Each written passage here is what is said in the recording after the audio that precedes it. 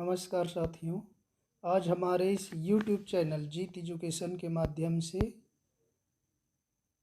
Aditya L1 जो कि 2 सितंबर 2023 को सूर्ययान लॉन्च किया गया था, इसके संदर्भ में हमने महत्वपूर्ण तथ्य MCQ माध्यम से और सभी 7 पेलोड्स की डिटेल के संदर्भ में यहाँ पर वीडियो के माध्यम से प्रस्तुत किया है, जो कि आपकी सभी प्रकार की आने वाली प्रतियोगी परीक्षाओं के लिए बहुत ही महत्वपूर्ण साबित होगा। तो आइए चलते हैं आदित्य L1 से संबंधित प्रश्नों की श्रृंखला की ओर। क्वेश्चन नंबर 1,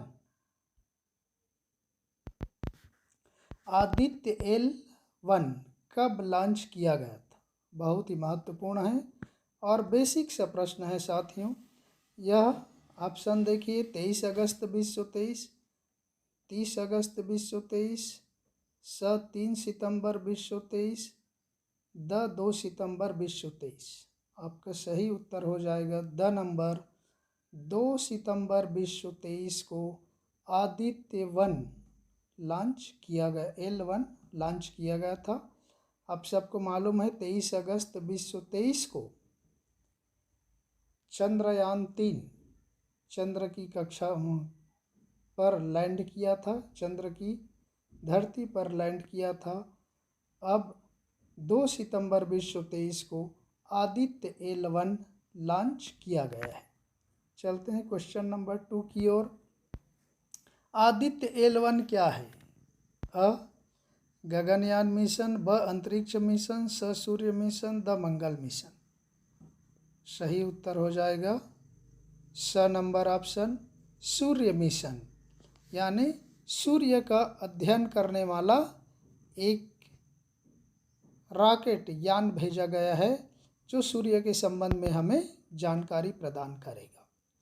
तो आदित्य L1 क्या है? सूर्य मिशन है, सूर्य से संबंधित सूचना देने वाला एक रॉकेट यान है। चलते हैं तीसरे प्रश्न की ओर। आदित्य L1 कहाँ से लॉन्च किया गया है? बहुत ही बेसिक सा प्रश्न है साथियों। अ सतीश धवन अंतरिक्ष केंद्र से, ब अब्दुल कलाम प्रक्षेपण स्थल से, स इसरो मुख्यालय बेंगलुरु से, द भाभा परमाणु केंद्र मुंबई से। सही उत्तर हो जाएगा अ नंबर, सतीश धवन अंतरिक्ष केंद्र से। साथियों, ये सतीश धवन अंतरिक्ष केंद्र वही श्रीहरिकोटा का नया नाम है, जो कि एक वैज्ञानिक के नाम पर दिया गया है, सतीश धवन जी के नाम पर, और यह आंध्र प्रदेश के नेल्लोर जिले में स्थित है। इसका सारा डिटेल हमने चंद्रयान 3 के वीडियो में विस्तार से दिया हुआ है। और अब्दुल कलाम प्रक्षेपण स्थल ओडिशा में स्थित है साथी। चलते हैं क्वेश्चन नंबर 4 की ओर। आदित्य L1 किससे लॉन्च किया गया है? अ GSLV M3, ब PSLV C57, स PSLV XL C11, the LVM3। सही उत्तर हो जाएगा PSLV C57। Aditya L1 launch किया गया PSLV polar satellite launch vehicle C57 से लॉन्च किया गया है। चलते हैं 5वें नंबर प्रश्न की ओर। आदित्य L1 में कितने पेलोड्स हैं? बहुत ही महत्वपूर्ण है साथियों। अ 3, ब 5, स 7, द 9। आदित्य L1 में 7 पेलोड्स लगाए गए हैं। वही पेलोड्स हमें जानकारी प्रदान करेगा और इन 7 पेलोड्स के बारे में हमने इस वीडियो के अंत में विस्तार से वर्णन किया है साथियों। आप वीडियो देखते चलिए, आपको आसानी से समझ में आ जाएगा। चलते हैं 6ठे नंबर प्रश्न की ओर। आदित्य L1 रॉकेट की यह कौन सी उड़ान थी? अ 18वीं उड़ान, ब 20वीं उड़ान, स 25वीं उड़ान, द 30वीं उड़ान। आदित्य L1 रॉकेट की यह स नंबर 25वीं उड़ान है। आदित्य L1 रॉकेट जिससे उड़ान भरा गया वह 25वीं उड़ान है उसकी। चलते हैं 7वें नंबर क्वेश्चन की ओर। आदित्य L1 PSLV रॉकेट की कौन सी उड़ान थी? आदित्य L1 जो PSLV रॉकेट की उड़ान है। अ नंबर ऑप्शन 52वीं उड़ान, ब नंबर 59वीं उड़ान, स 57वीं उड़ान, द 27वीं उड़ान। सही उत्तर हो जाएगा ब नंबर 59वीं उड़ान है PSLV रॉकेट की। चलते हैं 8वें नंबर प्रश्न की ओर। आदित्य L1 कितने स्टेज का रॉकेट है? अ 2 स्टेज, ब 3 स्टेज, स 4 स्टेज, द 5 स्टेज। सही उत्तर हो जाएगा स number option 4 stage. Aditya L1 जो रॉकेट सूर्ययान मिशन में भेजा गया है वह 4 स्टेज का रॉकेट है। चलते हैं 9वें नंबर प्रश्न की ओर। आदित्य L1 रॉकेट का वजन लॉन्चिंग के समय कितना था? बहुत महत्वपूर्ण है साथियों, हमने इसका विस्तार से एक एक करके वर्णन कर दिया है। आप ध्यान से देखते जाइए, यहाँ से परीक्षाओं में कोई ना कोई प्रश्न जरूर पूछा जाएगा। तो आदित्य L1 रॉकेट का वजन लॉन्चिंग के समय अ 321 टन, ब 231 टन, स 421 टन, द 531 टन। हमारा सही उत्तर हो जाएगा साथियों अ नंबर 321 टन वजन आदित्य L1 रॉकेट का है। चलते हैं 10वें नंबर प्रश्न की ओर। आदित्य L1 रॉकेट का बजट कितना है? आदित्य L1 जो लॉन्च किया गया वो उसमें कितना खर्च हुआ बजट? अ 350 करोड़, ब 378 करोड़, स 478 करोड़, द 520 करोड़। सही उत्तर हो जाएगा ब नंबर 378 करोड़ रुपये खर्च हुए हैं, जो कि विश्व के अन्य देश जो भेजे गए हैं उससे बहुत ही कम लागत में तैयार किया गया है साथियों। इसलिए यह विश्व का सबसे किफ़ायती सूर्ययान है, सूर्य मिशन है। चलते हैं 11वें नंबर प्रश्न की ओर। आदित्य L1 रॉकेट को अपनी कक्षा तक पहुंचने में कितने दिन लगेंगे? अ 1 महीने, ब 2 महीने, स 3 महीने, द 4 महीने। सही उत्तर हो जाएगा द 4 महीने। आदित्य L1 रॉकेट को अपनी कक्षा तक पहुंचने में 4 महीने लगेंगे महीने में। और दिन के हिसाब से देखेंगे तो साथियों 1 महीने और सारी 125 दिन लगेंगे साथियों। दिन के हिसाब से हम देखेंगे तो 125 दिन लगेंगे और महीने के हिसाब से 4 महीने लगेंगे, क्योंकि 1 महीने में 30 दिन होते तो 30 चौक 120 हो जाएगा, दिन में 125 दिन होगा, महीने में 4 महीने होगा।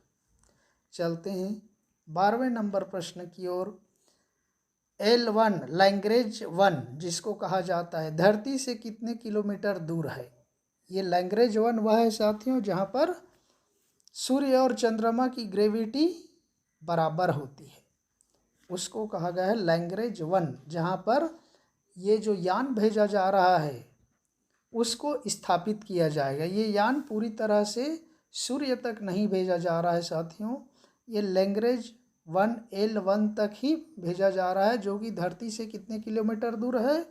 अ 5 लाख किलोमीटर, ब 10 लाख किलोमीटर, स 15 lakh kilometre, the 20 lakh kilometre. सही उत्तर हो जाएगा स नंबर। धरती से 15 लाख किलोमीटर की दूरी पर स्थित है यह L1 अर्थात लैग्रेंज 1 जो कि सूर्य और चंद्रमा की ग्रेविटी का मध्य बिंदु है, यानी दोनों की ग्रेविटी वहाँ पर बराबर होती है। तो वहाँ पर इस आदित्य यान को भेजा जा रहा है, वहीं से उसका अध्ययन करेगा। चलते हैं 13वें नंबर क्वेश्चन की ओर। आदित्य L1 लॉन्च के बाद कितने दिनों तक धरती के चारों तरफ चक्कर लगाएगा? देखिए, आदित्य L1 लॉन्च के बाद कितने दिनों तक धरती के चारों तरफ चक्कर लगाएगा, फिर ऊपर की ओर जाएगा।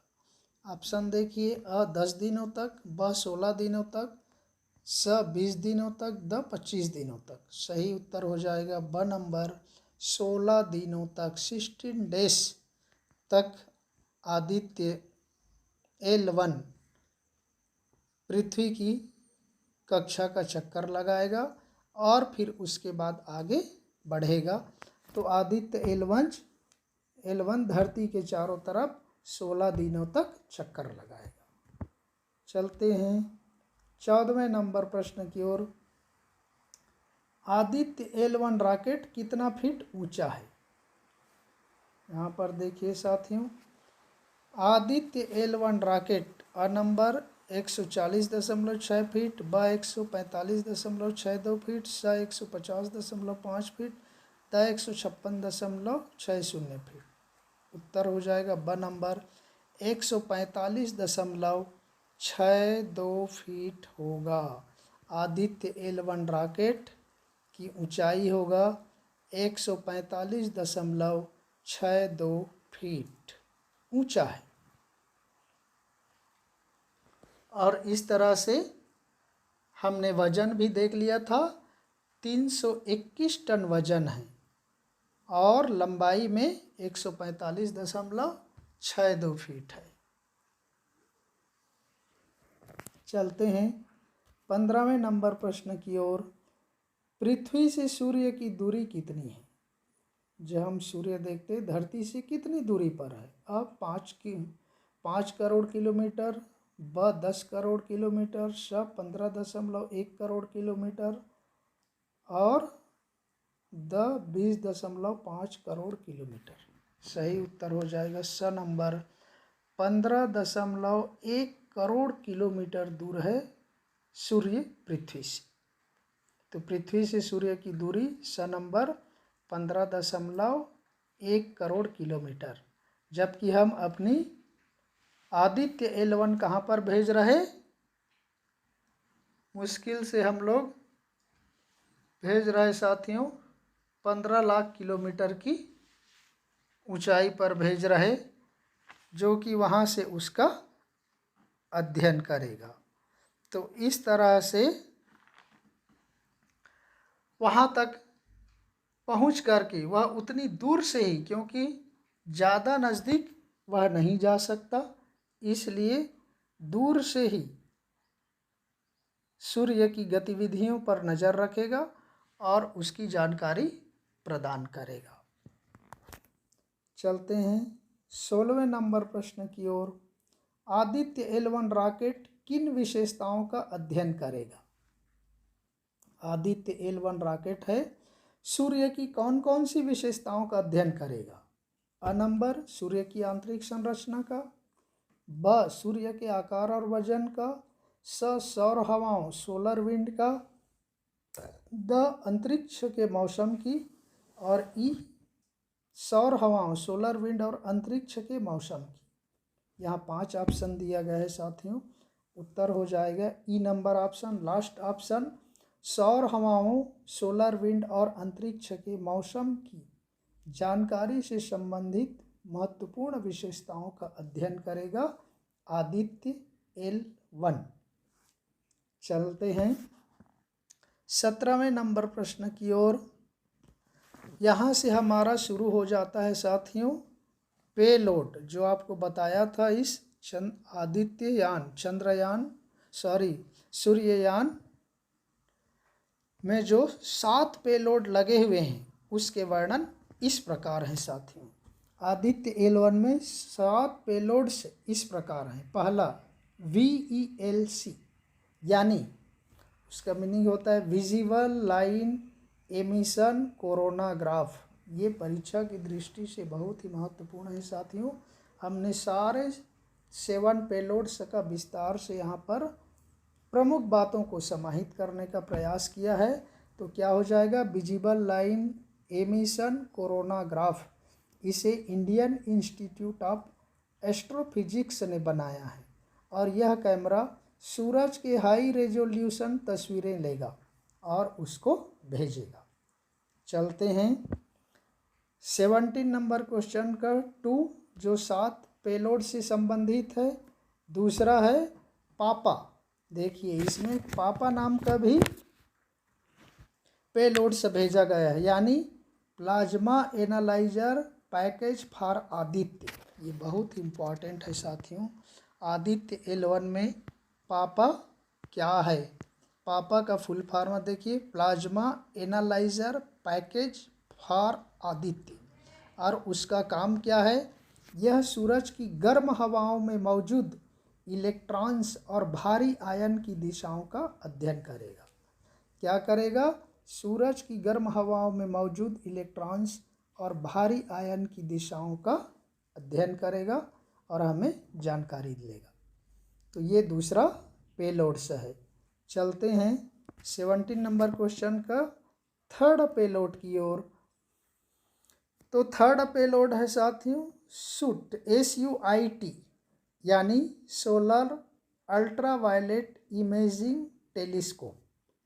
क्या है SUT का, सोलर अल्ट्रावायलेट इमेजिंग टेलीस्कोप। और इसका काम क्या है साथियों, यह सूरज की अल्ट्रावायलेट वेवलेंथ की तस्वीरें लेगा। HD कैमरा के माध्यम से यह सूरज की अल्ट्रावायलेट जो किरणें होती हैं, देखोगे अल्ट्रावायलेट किरणें धरती के लिए, जीव जंतुओं के लिए कितना नुकसानदेह होता है, वो वेवलेंथ की तस्वीरें लेगा। कितना उसकी लंबाई है और कितनी दूर तक उसका असर होता है, इसका विस्तार से जानकारी देगा। चलते हैं 17 नंबर फोर्थ पेलोड की ओर। आदित्य L1 में जो चौथा पेलोड लगा हुआ है SOLEXS यानी solar low energy x ray spectrometer. देखिए solar low energy x ray spectrometer, अर्थात यह क्या काम करेगा, यह सूरज से निकलने वाली सौर लहरों का भी अध्ययन करेगा। यह क्या करेगा, सूरज से निकलने वाली सौर लहरों, सोलर वेव्स, इनका अध्ययन करेगा।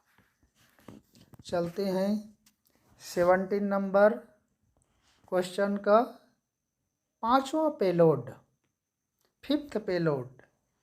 और यह है साथियों HEL1 OS यानी high energy L1 orbiting x ray spectrometer. यह देखिए क्या है, high energy L1 orbiting x ray spectrometer. इसका काम होगा, यह हाई एक्सरे किरणों, सौर लहरों का अध्ययन करेगा। क्या करेगा, यह हाई एक्सरे किरणों, एक्सरे एक्स किरणों का, सौर लहरों का विस्तार से अध्ययन करेगा। और 17वां नंबर के अंतर्गत 6 पेलोड आदित्य L1 का क्या है, देखिए साथियों 6 में एस्पेक्स ASPEX यानी Aditya solar wind particle experiment. क्या है ये, ASPEX Aditya solar wind particle experiment. और इसमें 2 सब पेलोड लगे हुए हैं साथियों। इस 7 पेलोड के 6 पेलोड में 2 सब पेलोड्स हैं और वो दोनों 2 सब पेलोड्स का पहला है स्विस SWIS यानी solar wind ion spectrometer. Solar wind ion spectrometer अर्थात यह सूरज की हवाओं में आने वाले प्रोटॉन्स और अल्फा पार्टिकल की स्टडी करेगा। क्या करेगा? यह सूरज की हवाओं में आने वाले प्रोटॉन्स और अल्फा पार्टिकल की स्टडी करेगा। और दूसरा पेलोड होगा स्टेप्स STEPS अर्थात यह super thermal and energetic particle spectrometer है। क्या है? Super thermal and energetic particle spectrometer. यह सौर हवाओं में आने वाले ज़्यादा ऊर्जा वाले लायंस का अध्ययन करेगा। देखिए दोनों का अलग अलग काम है। 2 पेलोड्स हैं, एक स्विस है जो सोलर विंड आयन स्पेक्ट्रोमीटर, यह सूरज की हवाओं में आने वाले प्रोटॉन्स और अल्फा पार्टिकल का अध्ययन करेगा। दूसरा स्टेप्स है यानी super thermal and energetic particle spectrometer, यह सौर हवाओं में आने वाले ज़्यादा ऊर्जा वाले आयंस का अध्ययन करेगा। तो ये 7 पेलोड का 6वां है specs Aditya solar wind particle experiment और इसके 2 सब पेलोड्स हैं स्विस स्टेप्स। आप इसको ध्यान से याद रख लीजिए साथियों, ये परीक्षा में किसी भी स्तर पर पूछा जा सकता है। और आदित्य L1 7वां पेलोड और अंतिम प्रश्न है साथियों MAG यानी advanced tri axial high resolution digital मैग्नेटोमीटर्स।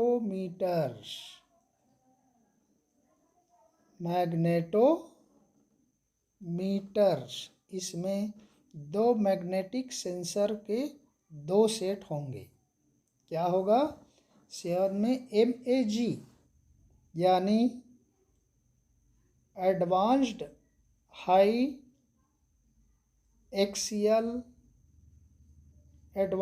Try axial high resolution digital magnetometers. इसमें 2 मैग्नेटिक सेंसर्स के 2 सेट हैं और इसका काम होगा यह धरती और सूरज के बीच मौजूद कम तीव्रता वाली मैग्नेटिक फील्ड का अध्ययन करेगा।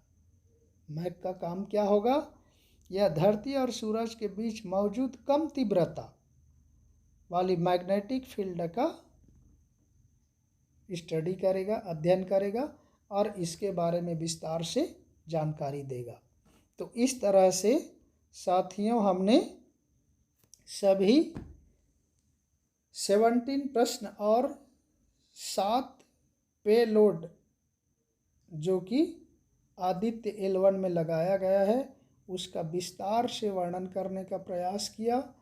और परीक्षा की दृष्टि से यहाँ से निश्चित रूप से कोई ना कोई प्रश्न पूछे जाने की संभावना है। अतः इसको बार बार देख लीजिए, अध्ययन कर लीजिए और अपने ज्ञान को बढ़ाइए। तो इस तरह से साथियों हमने यहाँ पर आदित्य L1 से संबंधित वीडियो प्रस्तुत किया। मैं आने वाले समय में और महत्वपूर्ण वीडियो प्रस्तुत करता रहूँगा, प्रदान करता रहूँगा। चैनल को लाइक कीजिए, सब्सक्राइब कीजिए। धन्यवाद। जय हिंद।